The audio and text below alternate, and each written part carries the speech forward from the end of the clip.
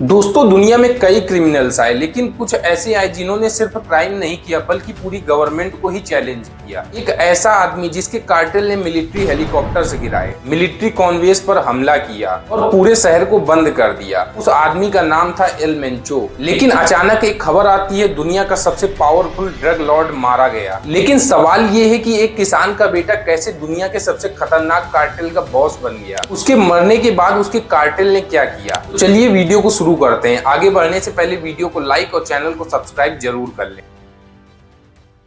साल 1966 में मैक्सिको के मिचोकेन राज्य में नेमिसियो ओसेगुरा सर्वेंतेस का जन्म हुआ। उसका परिवार बहुत गरीब था। उसके पिता किसान थे और उसके परिवार में कई बच्चे थे। बचपन में मेंचो और बाकी सभी बच्चों को खेतों में काम करना पड़ता था। लेकिन उस इलाके में एक और चीज बहुत कॉमन थी, ड्रग ट्रैफिकिंग, क्योंकि मैक्सिको का ये रीजन ड्रग के प्रोडक्शन के लिए बहुत फेमस था। यहीं से मेंचो पहली बार क्राइम की दुनिया में जुड़ गया। जब मेंचो थोड़ा बड़ा हुआ तो वो इनलीगल तरीके से यूएस पहुंच गया और कैलिफोर्निया में रहने लगा। वहां उसने छोटे मोटे क्रिमिनल गैंग्स के साथ काम करना शुरू किया, लेकिन ज्यादा समय तक वह बच नहीं पाया। 1990 के दशक में उसे ड्रग डीलिंग के आरोप में अरेस्ट किया गया। कुछ समय बाद जब उसकी सजा पूरी हो गई तो उसे मैक्सिको डिपोर्ट कर दिया गया। मैक्सिको वापस लौटने के बाद मेंचो ने कार्टेल वर्ल्ड ज्वाइन किया और वह मिलीनियो कार्टेल से जुड़ गया। यह कार्टेल अमेरिका में ड्रग भेजने के लिए फेमस था। मेंचो बहुत जल्दी ही कार्टेल के अंदर पावरफुल बन गया। मेंचो ने कार्टेल में अपनी रेपुटेशन बना ली। वो डिसिप्लिन्ड था, स्ट्रेटेजिक था और सबसे इंपॉर्टेंट बात यह थी कि वो एक्सट्रीमली रूथलेस था। जल्दी ही कार्टेल के लीडर्स उसे डेंजरस मिशन देने लगे। साल 2000 के बाद मैक्सिको में कार्टेल वार शुरू हो गया और कई पावरफुल कार्टेल्स आपस में लड़ने लगे। इसी टाइम पर मिलीनियो कार्टेल भी टूटने लगा, लेकिन मेंचो ने इसे अपॉर्चुनिटी में बदल लिया। मेंचो ने एक नया कार्टेल बनाया। उसका नाम था जलिस्को न्यू जनरेशन कार्टेल, सीजेएनजी। कुछ ही सालों में यह कार्टेल मैक्सिको का सबसे डेंजरस ऑर्गेनाइजेशन बन गया। सीजेएनजी बाकी कार्टेल से बहुत अलग था,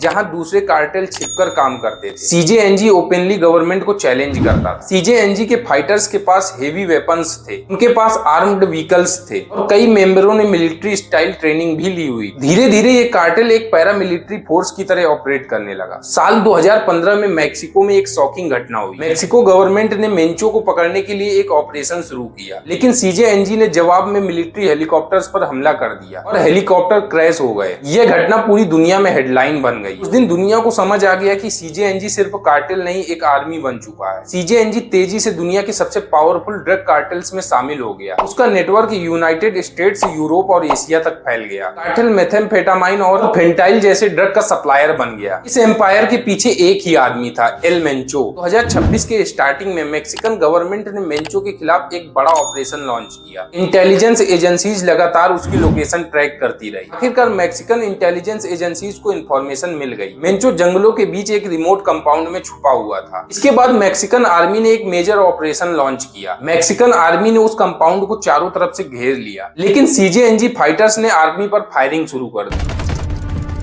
कई घंटों तक फायर फाइट चलती रही। आखिरकार इस ऑपरेशन में मेंचो मारा गया। दुनिया के सबसे पावरफुल ड्रग लॉर्ड में से एक का अंत हो गया। लेकिन मेंचो की मौत के बाद भी सीजेएनजी कार्टेल का एग्जिस्टेंस खत्म नहीं हुआ। सीजेएनजी डायरेक्ट गवर्नमेंट से लड़ने लगी। गवर्नमेंट प्रॉपर्टी को जलाया गया, सड़कों पर गाड़ियों को जलाया गया, कई बड़े शहरों को काफी नुकसान पहुंचाया गया। अभी भी ये ऑर्गेनाइजेशन मैक्सिको के सबसे पावरफुल क्रिमिनल ग्रुप्स में से एक है। एक्सपर्ट्स का मानना है कि मेंचो की मौत के बाद कार्टेल के अंदर पावर स्ट्रगल शुरू हो सकता है। लेकिन एक बात बिल्कुल क्लियर है, जब तक दुनिया में ड्रग की डिमांड रहेगी तब तक ऐसे कार्टेल्स भी एग्जिस्ट करते रहेंगे। वीडियो को लाइक, ज्यादा से ज्यादा शेयर और चैनल को सब्सक्राइब करना ना भूलें। मिलते हैं इसी तरह की एक और वीडियो में।